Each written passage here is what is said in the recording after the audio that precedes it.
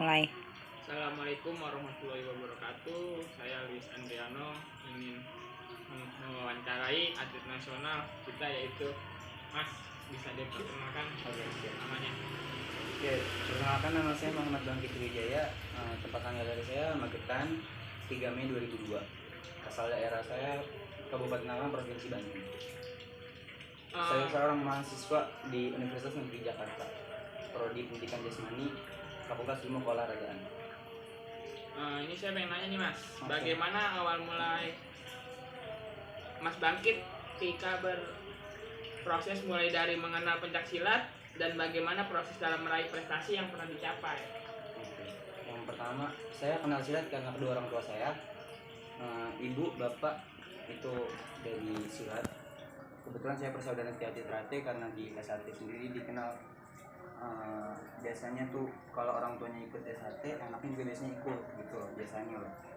Nah, untuk mulai karir sendiri, saya mulai pertama kali ikut tanding kelas 5 SD tunggal, tapi itu belum mengerti sistem pertandingan seperti apa. Lalu nyoba lagi setelah berlatih mencari tahu, menggali lagi ilmunya. Nah, di kelas 6 SD baru ngerasain kejuaraan, dan alhamdulillah waktu itu tuh bisa ngerasain dapat medali perunggu. Nah, setelah itu baru SMP mulai nyoba tanding fighting. SMP tanding, alhamdulillah di SMP bisa sampai juara O2 SM tingkat nasional. Di SMA lanjut ke sekolah ke PPLP, Pusat Pelatihan dan Pembinaan Latihan Pelajar Olahraga Pelajar Provinsi Banten. Nah, setelah itu saya di kelas 2 atau 3 SMA itu main Popnas ya 2019 di Jakarta, itu mendapat medali perunggu. Nah, itu, dan sekarang di tingkat mahasiswa saya masuk Universitas Negeri Jakarta, alhamdulillah masuk ke Pusat Pendidikan dan Latihan Olahraga Mahasiswa di DKI Jakarta sampai sekarang. Oh, berarti Mas Bangkit ini mendarah daging dari keluarga-keluarga ikut? Iya, dari orang tua sampai saya. Saya ingin nanya nih, Mas Bangkit lebih resep ikut tanding atau tunggal? Kalau dulu tuh ditekanin tunggal karena apa? Karena dulu saya nggak ditanding, dibilang kurang posturnya ya karena kecil saya.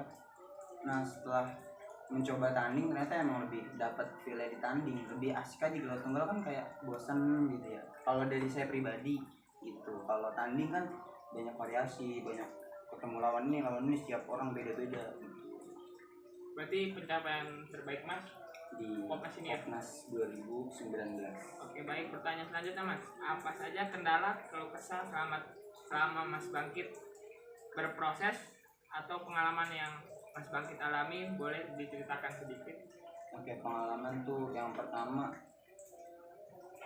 yang jelas raihan prestasi itu pengalaman baiknya, dan bertemu, mungkin kita bisa bersilaturahmi dengan teman-teman di luar daerah dan sebagainya.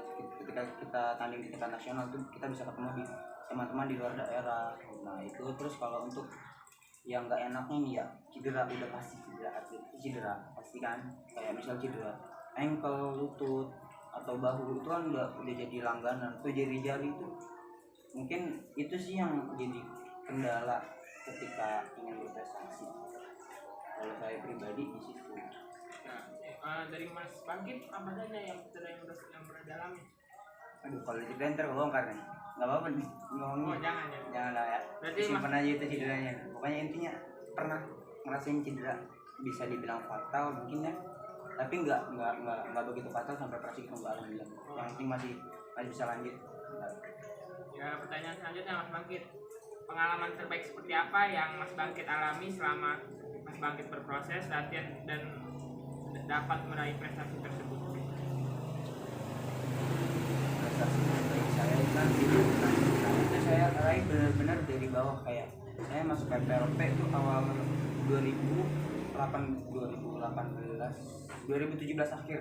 Nah, itu masuk PPLP. Nah, di situ dibina, dilatih terus. Yang tadinya latihan seminggu mungkin 3 kali 4 kali, di situ dibina latihan pagi sore setiap hari.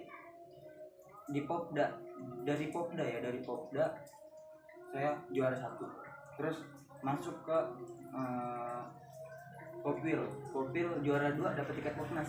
Terus Popnasnya tanding lagi, alhamdulillah dapet juara 3. Jadi benar-benar step demi stepnya tuh benar dapet banget gitu, benar-benar ngerasain berjuangnya kayak dari dasar banget, dari dasar gitu, naik stepnya benar-benar. Kan ada juga tuh yang orang yang main popnas tapi ngegantiin orang di popilnya. Nah kan ada juga kan. Nah kalau saya benar-benar dari bawah tuh, dari popdanya, popilnya, popnas yang ngerasain. Itu sih yang menurut saya pengalaman paling dapat. Baik Mas, ini ada pertanyaan terakhir Mas Bangkit. Motivasi untuk diri saya sendiri selaku pewawancara, dan mungkin untuk orang yang melihat video ini dalam memotivasi diri sendiri agar bisa meraih prestasi, itu gimana Mas Bangkit? Oke, dari saya pribadi ada dua ya. Yang pertama itu kita jangan lupa sama siapa diri kita, siapa yang bisa bikin kita kayak gini, kayak pelatih awal kita, siapa aja yang udah ngebentuk kita, support system kita. Itu yang pertama, kita jangan lupain. Terus yang lebih pertama lagi itu ada Tuhan kita masing-masing ya. Nah itu kita harus berpegang teguh sama itu kayak. Terus orang-orang terdekat yang tadi saya bilang seperti orang tua, sahabat tuh. Terus sama be yourself, percaya sama diri kamu sendiri, yakin, kembangin diri kamu sendiri. Pokoknya jangan pernah puas sama prestasi. Bikinlah impian-impian kamu tuh tinggi banget, bikin impian tinggi. Jadi sebisa mungkin kita berusaha maksimal untuk meraih prestasi tertinggi itu. Dan untuk masalah hasil itu nggak usah dipikirin, hasil mah udah ada yang ngatur. Kita udah berserah diri aja, yang penting kita udah berusaha semaksimal mungkin, bisa kita semaksimal kita. Urusan hasil itu urusan belakang, intinya rezeki itu udah ada yang ngatur. Mungkin mau berjuang dulu selanjutnya. Berjuang dulu. Adik-adik yang ini bisa dicontoh Mas Bangkitnya. Baik, ini Mas Bangkit. Mas Bangkit, terima kasih banyak. Iya, sama-sama. Wawancara